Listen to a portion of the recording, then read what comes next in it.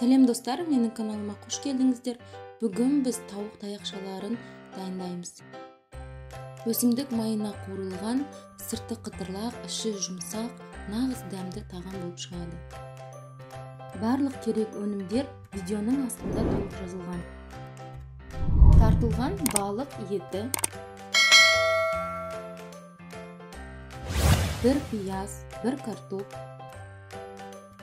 үгітілген нан,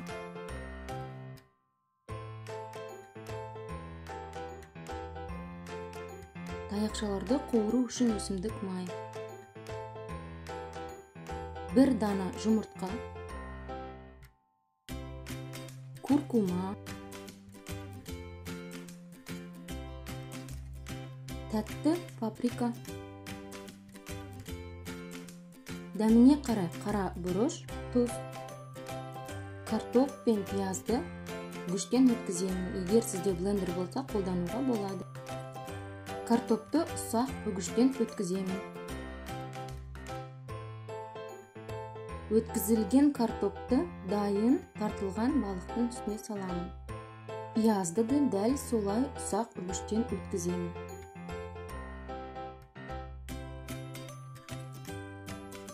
Өткізілген пиязды қосамын. Үстінен 2 ас қасық нан үгіндісін қосамын, бір-біріне жабысу үшін.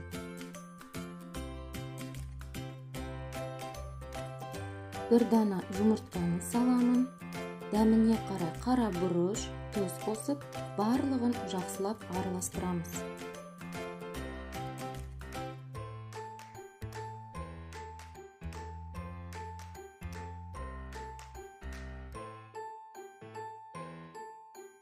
Балық таяқшаларын аунату үшін панировка дайындаймыз. Оған бір ас паприка, куркума қосамыз, түсі ерекше болу үшін.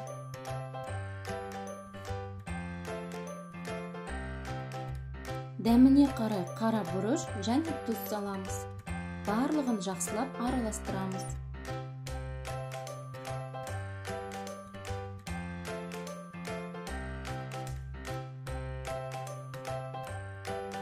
Қасықпен осылай алып, дөңгелектеп, осындай кішкентай котлеттер дайындаймыз. Одан кейін оны панировкаға салып, аунатып аламыз. Жақсылап, көлемін бәрі бірдей болу керек. Қуырғанда іші бір келкі қуырылу керек.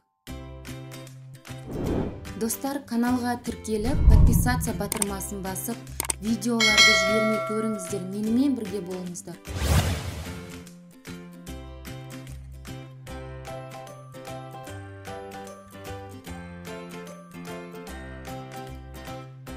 Балық таяқшаларын осылай бір келкі аунатып дайындап аламыз. Табаға өсімдік майын құямыз да, майды жақсылап қыздырамыз. Қызғаннан кейін біртіндеп бүкіл таяқшаларымызды салып, екі жағынан аударып қуырамыз.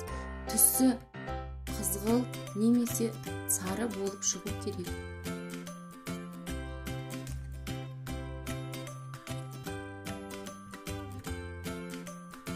Қуырылған таяқшаларды қағаз сүлгісіне салып, артық майынан арыламыз.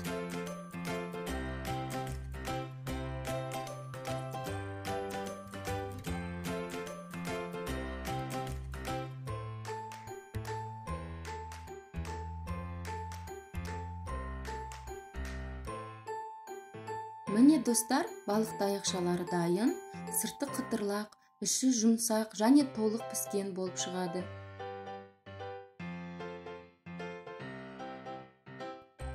Осы рецептпен дайындап көріңіз, дәмді және тез.